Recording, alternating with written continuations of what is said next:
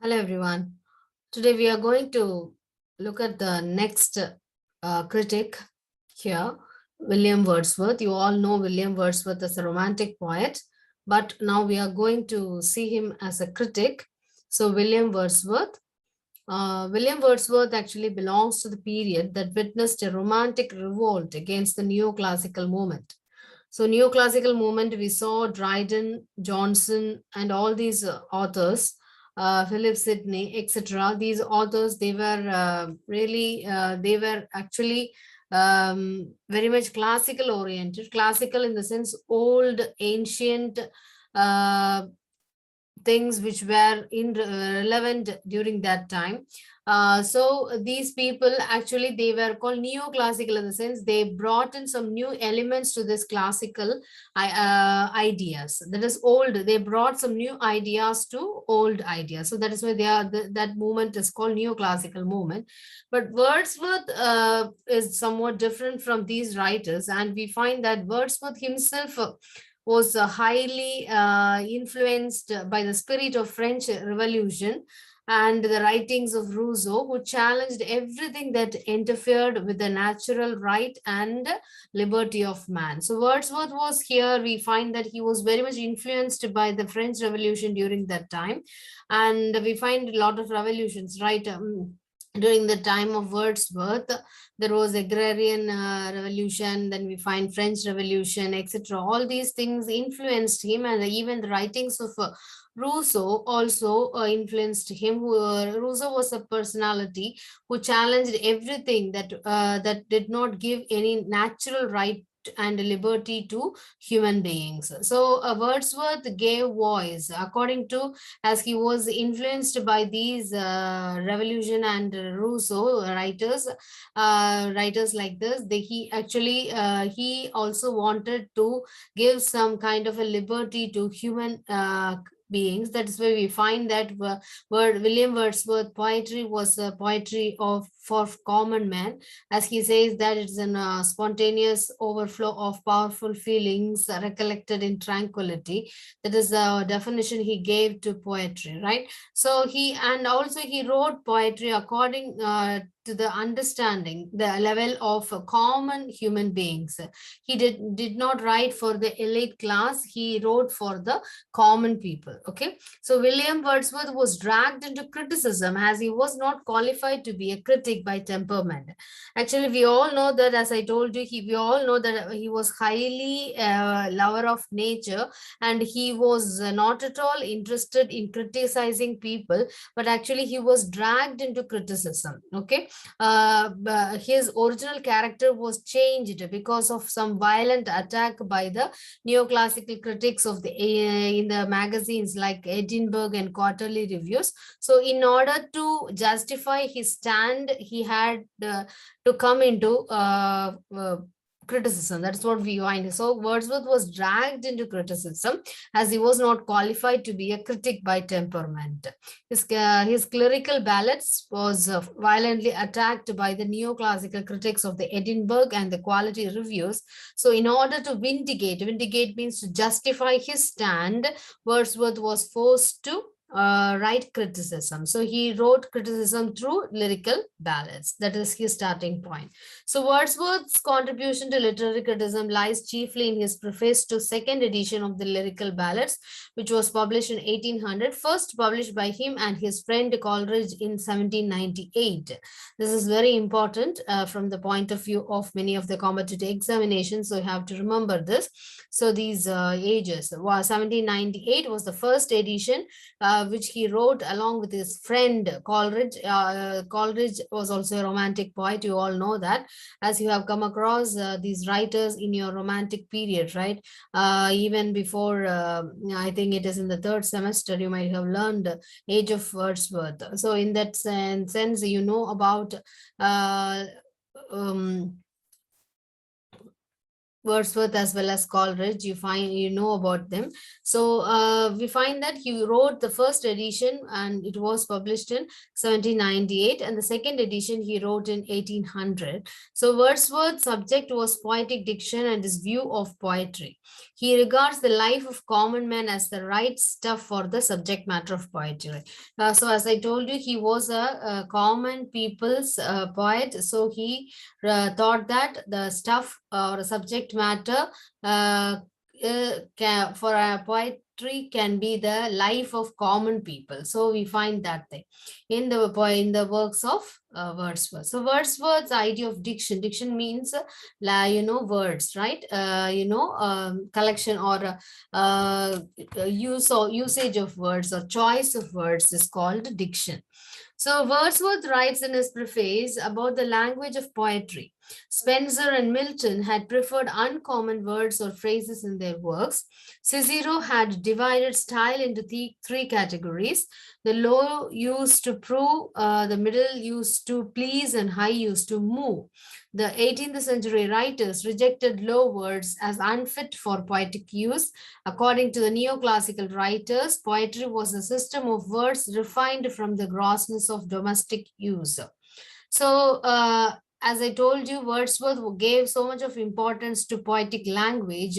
So he thought in his preface, he wrote about the language of poetry. We know that we have learned Spenser and Milton. They never used simple words. It's not very easy to understand their poetry. For example, Spenser's Faerie Queene or Epithalamion or Prothalamion for that matter, and Milton's Paradise Lost or Lycidas. All these poetry had to be read more than 3 or 4 times to understand what is the meaning of the what is the meaning of the what they are trying to convey, the meaning of the poem. So and Cicero, among the great writers, he had divided the style into 3 categories. He said that it should the low kind of words, vocabulary which is very low is to prove, and middle kind of vocabulary is to please, and the high is to move. So according to the 18th century writers, they rejected the low words for the poetic use. So that is actually the neoclassical writers stand. So that is why they started criticizing the works of Wordsworth. That is why he was dragged into criticism. They said that the language of poetry should be very high. It should be refined from the grossness of the domestic use. That is the kind of word they are using here. So it should not be simple. It should be very much high in its own content. So that is what the stand of neoclassical writers. But Wordsworth does not like it. So that is why he had to judge or he had to give explanation to that. So Wordsworth stated that his object is using simple diction for his poems was to verify how far the language used by the low classes of society was adapted to the purpose of poetic pleasure. So according to him, as you know that as a lover of nature and lover of human beings, Wordsworth thought that language should, the whatever literary piece or whatever thing you're writing, it should be understood by the low class of society, because they are very common, they are very innocent. You find that all kinds of things. So they have to understand something what the people are writing. They also should get some knowledge, right? So that is actually the idea of Wordsworth was. So his main aim in these poems was to choose incidents from the ordinary life and describe them in language really used by men in the sense human beings. Okay, so he took subject matter from the daily incidents, and he wrote for the ordinary people. And at the same time, he wanted to throw over them a certain coloring of imagination. So the language used by the rustics was free from all outside influences. They speak from their own personal experience and convey their feelings in simple expressions. Such a language is more permanent and philosophical. So we find that the language used by Wordsworth was simple. He chose his subject matter from the day-to-day life of the ordinary people without, and he actually he never wanted to throw a color of imagination. He does not want to add any artificiality to the works. And also he wrote for the rustics. Rustics means very common people, villagers, farmers, those who are not so educated in that sense, okay, highly educated. So he wanted to talk from their personal experience. So he want to convey their feelings in very simple terms or simple expressions. So it is not so such a language is more permanent and philosophical. So it would be, and it would be understood by any kind of people. That is what his idea was. So he was against the neoclassical poetry. So we had seen that. So Wordsworth attacked the neoclassical personification of abstract ideas. Wordsworth points out that the language of poetry cannot differ materially from that of prose. Wordsworth recommends a selection of language really spoken by men. The selection is made with true taste and feeling, and it separates the composition from the vulgarity of ordinary life. So he attacks the neoclassical writers who actually gave only abstract ideas which were not at all intelligible or understandable by the common people. But and also he points out that language of poetry should not be different from the language of prose. So if you read a poem in one sitting itself, you have to understand. That is what the idea of Wordsworth is, and that was done by Wordsworth also. So Wordsworth recommends the language selection should be really spoken by men. The language is spoken by the people. Actually, we can take this in this sense. You know that our classical Tamil language, and now how we are making use of the Tamil language, which we enjoy. We enjoy is the whatever it is, the divine Tamil or the classical Tamil was so much really very much what we can say poetic in its sense, but still some of the words we do not understand. When we speak in very colloquial language, we really understand many things, right? So the mother tongue, how we are speaking during for that matter, you can take up the old Tamil movies and new Tamil movies. You find the difference, right? It's very simple now. That's why you youngsters prefer the new kind of movies, because it is very simple to understand. The language used by it's very simple. So it is such kind of a language is very easy to understand because we use that in our day-to-day life. So that is the stand of Wordsworth here. So Wordsworth wanted poetry to be in the language of the common people. So it actually it separates the composition from the vulgarity of the ordinary people, though it has a true taste of feeling actually, and it actually does not give any kind of the diction should be very much understandable by the people common. Yeah.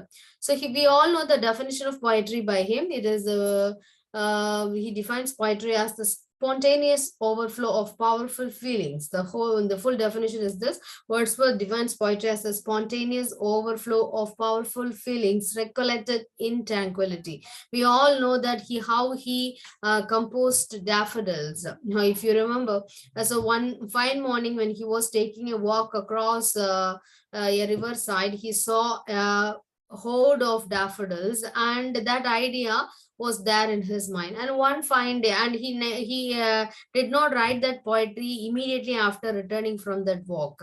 It took some time, some 6 or 7 months after that, when he was actually lying down in his couch.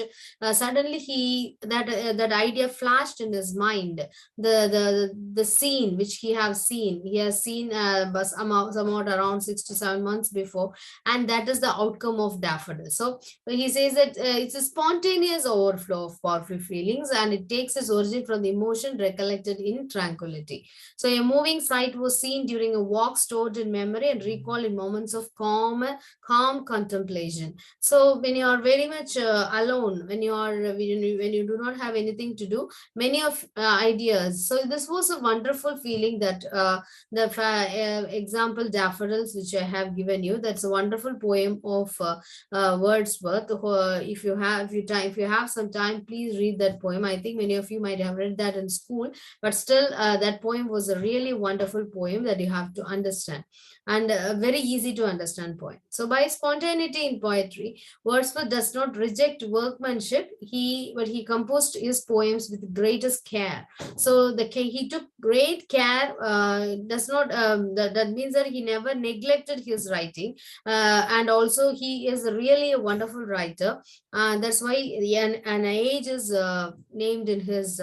Named after him, right? Wordsworth, age of Wordsworth. The Romantic age is called the age of Wordsworth. So, what is the role of the poet? So, according to Wordsworth, the poet is a man speaking to men.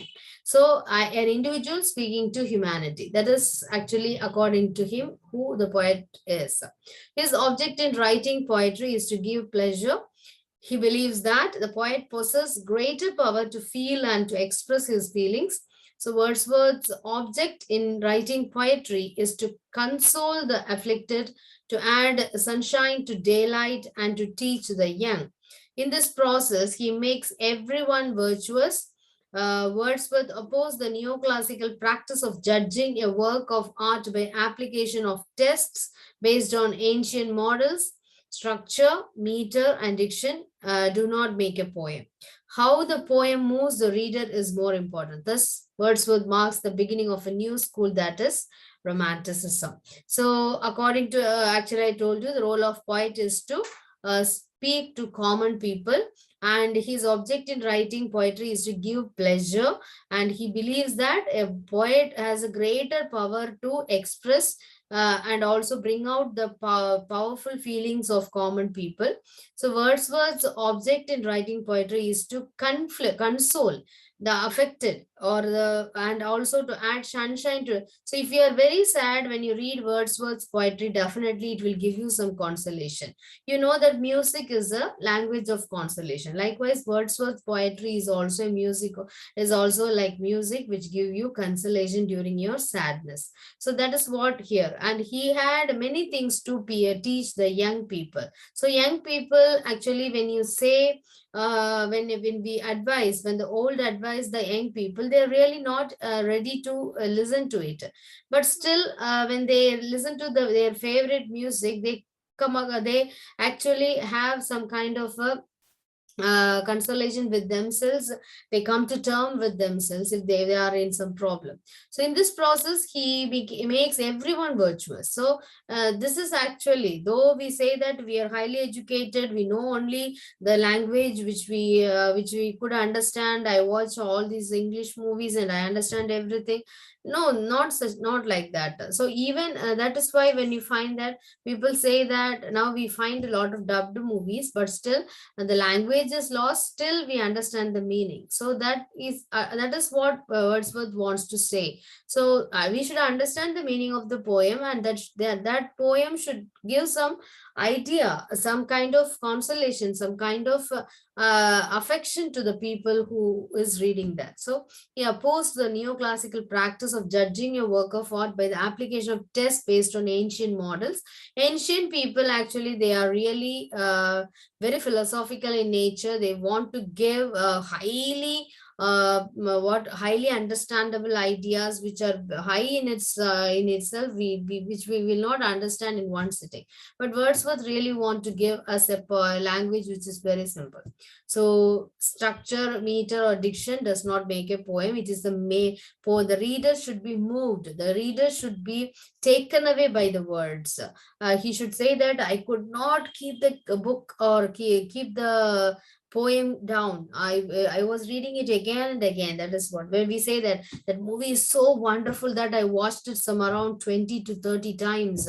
That is how we speak, right? When we are very much taken away by something, we say that we are really interested in that, and we have really watch it more than once or twice or thrice, or it goes on like that. So it should move the reader, and that is more important. So thus Wordsworth marks the beginning of the new school in English literature, that is the world of romanticism.